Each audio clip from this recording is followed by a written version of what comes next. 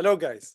We're gonna continue discussing the mesh analysis or mesh current method.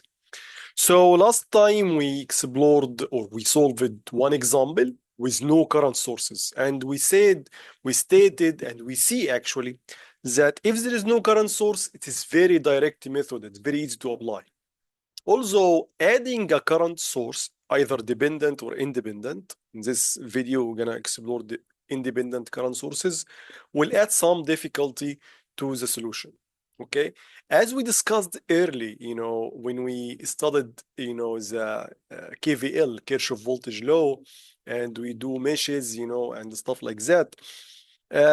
We have some difficulty as well dealing with a branch with a current source because we don't know the voltage across, generally, we don't know the voltage across the current source. We know it's a current. We know that this branch has a current, for example, like in this case here, 3 amperes, but we don't know the voltage. And that's why we can't include, a loop or a mesh with a current source in our analysis when we solve using Kirchhoff voltage law, because we don't know the voltage. And that's basically, the limitation that you're gonna see with with mesh analysis when you have like a current source. Okay, so as we did before, we should avoid, having meshes that has current source in any of its of their branches in our equations. Okay, of course, that will lead us to having number of equations less than the number of unknowns. So we would not be able to solve the system. Also, the addition of a current source adding for you like a free equation. Okay, so it adds something and it takes something. That's basically how to deal with the current source, how to use it. So it will add something to you, at the same time it will take something from you.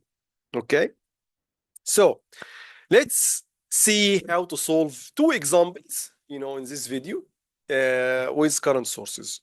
So that's the first example. It's an easy one. I saved the second example for at the end of the video because it's a little bit complicated or harder. Okay, so in this case here we have two meshes. Okay, we have this mesh in here. Let's call it I1. And we have this mesh in here. Let's call it I2. Okay, but clearly we cannot have, or we cannot take the mesh I2 and we cannot deal with it the same as as we did last time, with the first example with no current sources. So we will be able only to write the equation for mesh of I1 only. Okay, so for I1 mesh, as we learned, we write down the loop, the mesh current I1, then we multiply by all, the summation of all the resistances in that mesh, which is 2 actually, 4 and 4. So 4 plus 4 minus I2 multiplied by the common, resistance in the common branch or the shared branch between them, between mesh 1 and the mesh 2. So between mesh 1 and the mesh 2, there is a 4 ohm here. Okay, so multiplied by 4 as well, equal to the voltage source. If there is no voltage source in the mesh, it will be equal to 0. If there is one, we check its voltage direction. So the voltage direction here of this battery is going up. So it's in the same rotating direction of the current. So we write it in the right-hand side with a positive sign. So 12 volt or 12. Let's now remove the mess here. I'm sorry, 12 here. Let's remove the mess. Okay. So that's one equation in two unknowns. So clearly we need another equation. If there is no current source in mesh 2, we're gonna take it. We're gonna deal with it. But unfortunately, we have a current source there. Yes, we cannot make like an equation like this for the current source mesh because we don't know the voltage across the current source, but But as we mentioned, the current source will give you something in return, or opposite to that. Basically, I2. Because if you remember, guys, from the last video, we said that the actual branch of I1, for example, is this branch. And the actual branch of I2 is actually this branch. The branch that is not shared with any other, mesh. Okay? And the common branch, the shared branch, have a combination of I1 and I2. So in that case here, for I2 mesh, although we cannot do the mesh analysis there, we cannot do the Kirchhoff voltage law there, but we know that if we look carefully here, that I2 is equal to 3 amperes. I2 equal to 3 amperes. Why? Because we said that I2 is the current flowing in that branch, the branch that is not shared with any other mesh. So it is the same direction of the current that is coming out of the current source. And the current source, do make the current in the branch in which the current source is located equal to the current source, value. So you have like 3 amperes. Oh, wow. So now we have two equations.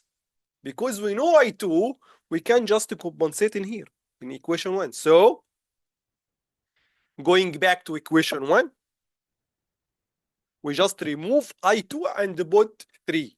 So I1 multiplied by 4 plus 4, which is 8, of course, minus I2, which is 3, multiplied by 4 equal to 12. So I1 multiplied by 8 minus 12 equal to 12. So I1 here multiplied by 8 equal to 24, 12 plus 12. And from that here, I1 will be equal to, which is 24 divided by 8. Okay? So that's it. Okay? We couldn't do the Kirchhoff voltage law in mesh 2, but mesh 2 give us a known that is I2 is actually equal to 3. Okay, now how about the second example? This example, is less complicated, we can say. It's more complicated, of course, that the example that we take last time. But how about like a more complicated example? Let's have another example. Okay, this is another example. Again, we have a current source, 6 amperes. But now this current source is actually in the shared branch. So that's the shared branch. Shared branch between mesh 1 and mesh 2. So we have two meshes here. Let's call this I1 and let's call this I2. Okay. And here actually, you cannot like apply the mesh current method directly. And you have to make loops. The main rule is you cannot have a mesh with a current source. So in that case here, we have to take a loop, okay? Because we have two meshes, but the shared one is the shared branch has a current source. So basically, we should just, ignore this current source and consider that mesh here. Of course, I'm sorry, now it's loop, not mesh.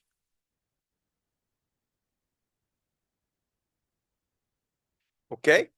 So it's actually not mesh current method anymore. It is basically KVL, first, the fundamentals, like what we did before. Okay? But anyways, this is just an exception. And again, if the current source in a non-shared branch, you can apply it. Okay? Also on some meshes, not all of them, like the first example. So here it's basically a KVL, example. Okay? So let's see. So again, I1 is flowing in here in the non-shared branch. I2 is flowing in here in the non-shared branch. And we can determine, the voltage directions. So the voltage direction of the battery is like that. the voltage direction of the 6 ohm here will be in that direction, opposite to the current. Always the voltage on the resistance is opposite to the current through the resistance. The battery is the only element in the circuit that has current and voltage in the same direction. I2 has the 10 ohm has a voltage again in that direction. The 4 ohm again has a voltage in that direction. So let's write this equation down. Just applying KVL. So we're gonna assume this is the positive like direction. So we have 20 minus I1 multiplied by 6 minus I2 multiplied by 10 minus I2 multiplied by 4, and that's it, equal to 0. So you can say 20 equal to 6I1 plus I2 as a common factor, 10 plus 4. You can just get all these terms to the right-hand side with positive sign, taking I2 as a common factor, you're going to end up with this one here. So you can say 6I1 plus 14I2 equal to 20. That's equation 1. Now we need another equation. Okay? We need another equation. All we can do, because there is no meshes, you can take or consider here, because again, we don't know the voltage across the 6 ampere current source. You can relate now to KCL. So this is KVL here. This is not, the mesh current method anymore, because there is no meshes. This is actually a loop that we did. So now we're going to relate to Kirchhoff current law this time. So the first one is Kirchhoff voltage law, now Kirchhoff current law. And I'm going to look at, let's do this with blue, to this node in here. Okay? So this node has I1 going into, and I2 is going out, and let's see, and you have the 6 amperes going in. So it's like that. There is 6 amperes. Here is Mr. I1, and here is Mr. I2. So I1 is going into, I1 and the 6 is going in. So I1 plus 6 equal to what is going out, which is I2. So that's actually an answer equation. But let's make it has a similar form of the first equation in here. So we can write it in this way. I1 minus I2 equal to minus 6.